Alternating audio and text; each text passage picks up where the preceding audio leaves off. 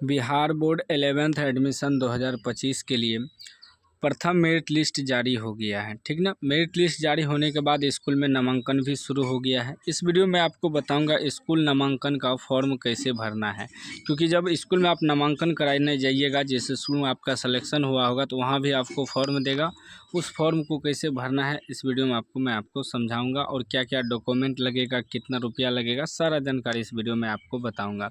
और ध्यान से समझिएगा, यदि फॉर्म भरने में आप गलती करते हैं तो आपका नामांकन रद्द भी हो सकता है। ठीक ना। और इसी प्रकार का आपको फॉर्म देगा सभी स्कूल में। ठीक ना। कोई भी स्कूल हो, कहीं भी आप +2 में एडमिशन कराने जाएंगे तो आपको इसी प्रकार का फॉर्म मिलेगा।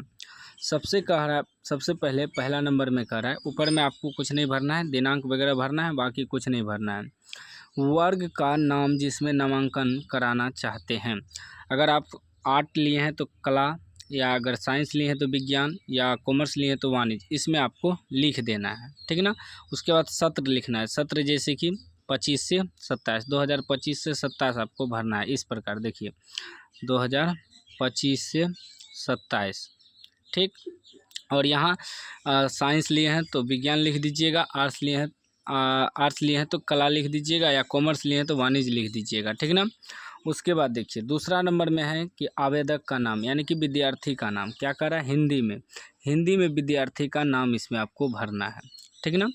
उसके बाद खो नंबर में कर रहा है अंग्रेजी के बड़े अक्षरों में। विद्यार्थी का ही नाम अंग्रेजी के बड़े अक्षर में आपको भरना है, कैपिटल वर्ड में।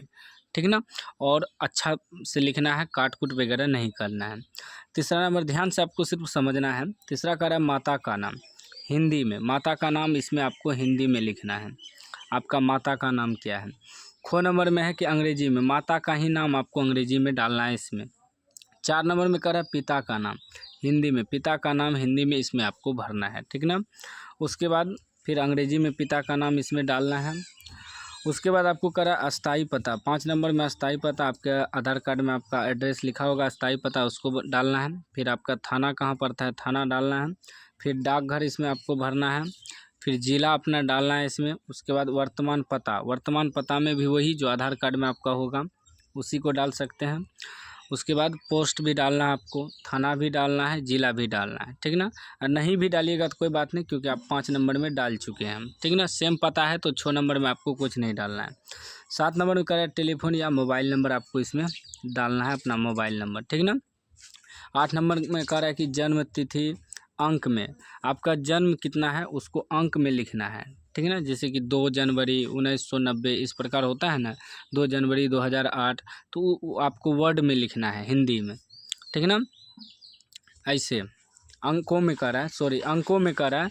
जैसे कि मान लीजिए 19 जनवरी है तो 19/01 2008 है तो 2008 इस प्रकार डालना है। ठीक, समझ गए। अंक में लिखना है इसमें। उसके बाद यहाँ अक्षर में भी आपको जन्म तिथि डालना है, अक्षर में लिखना है। ठीक। उसके बाद देखिए करा यदि पिता जीवित ना हो तो अभिभावक का नाम एवं संबंध। आपका पिता अगर जीवित है तो आपको कुछ नहीं इसमें लिखना है, अगर नहीं है तो आप इसमें डाल सकते हैं अपने पिता का नाम और आपका संबंध क्या है। अगर आपका पिता है तो इसमें पिता डालना है। उसके बाद 10 नंबर में कह रहा है विद्यालय का नाम जहां आप पहले पढ़ते थे, 10वीं में आप कहां पढ़ते थे उस विद्यालय का नाम डालना है, 10th में जहां पढ़ते थे। ठीक ना। उसके बाद 11 में कह रहा है कि गत माध्यमिक परीक्षा का ब्यौरा, मैट्रिक पास जो आप किए हैं उसका सारा जानकारी 10th का डालना है अब 11 नंबर से। को में कह रहा है बोर्ड का नाम, मैट्रिक जो पास किए आप कौन सा बोर्ड, बिहार बोर्ड से किए तो बिहार बोर्ड लिखना है या BSB लिख देना है।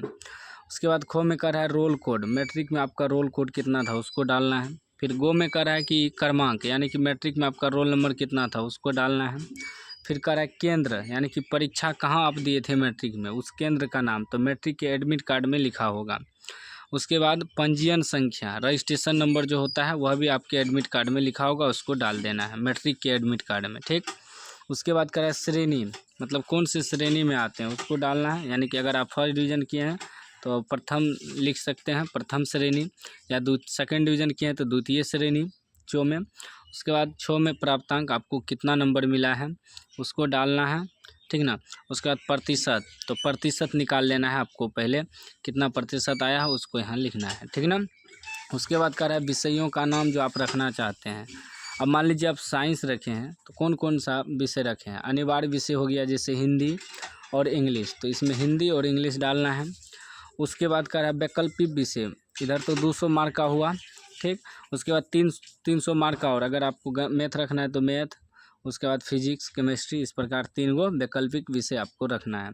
या अगर आपको बायोलॉजी रखना है तो आप फिजिक्स, केमिस्ट्री, बायोलॉजी कर सकते हैं। उसके बाद यदि आपको अतिरिक्त विषय रखना है तो आप अपने यहाँ मन से अतिरिक्त विषय लिख दीजिएगा, ठीक है ना। उसके बाद देखिए इसमें क्या क्या लगेगा, यहाँ लिखा हुआ है, ठीक है ना। अंक पत्र लगेगा, प्रवेश पत्र, जाति प्रमाण पत्र, पंजीयन प्रमाण पत्र, प्रवजन प्रमाण पत्र, यह सब आपको डॉक्यूमेंट लगेगा, ठीक ना। मैट्रिक का एडमिट कार्ड, ठीक ना, सारा चीज़ इसमें लगेगा, तब आपका एडमिशन होगा।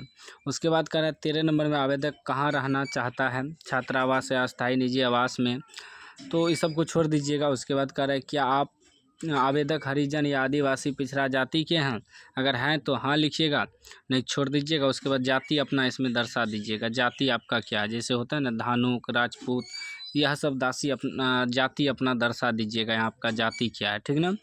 उसके बाद कह रहा है आवेदन की तिथि, आप किस दिन ये फॉर्म को जमा कर रहे हैं उसको डालना है। उसके बाद कह रहा है कि आवेदक का आधार नंबर, इसमें आधार कार्ड नंबर डालना है। उसके बाद आवेदक का ईमेल आईडी इसमें डालना है, ठीक, विद्यार्थी का। उसके बाद आवेदक का बैंक खाता का ब्यौरा, यानी कि अकाउंट नंबर भी आपको लगेगा बैंक का, इसमें आपको अकाउंट नंबर डालना है। उसके बाद जो है बैंक का नाम डालना है, कौन सा बैंक है आपका। उसके बाद बैंक का IFSC कोड भी इसमें आपको डालना है, ठीक ना। इतना चीज़ करने के बाद यहाँ विद्यार्थी का सिग्नेचर होगा, हस्ताक्षर होगा इस ऊपर में। उसके बाद कुछ नहीं करना है छेड़छाड़, बस आपको जमा कर देना है, यह सब नीचे में आपको नहीं छेड़ना है, ठीक ना। तो इस प्रकार आपको फॉर्म भरना है, इस प्रकार भरिएगा तो आपका रिजेक्ट नहीं होगा। पहले एक बार वीडियो देख लीजिएगा, उसके बाद ही फॉर्म भरिएगा, नहीं तो हो सकता है आपका नामांकन रद्द भी हो सकता है, ठीक ना। बाकी आप लोग चैनल को सब्सक्राइब कर लीजिए, घंटी को दबा के ऑल कर लीजिए।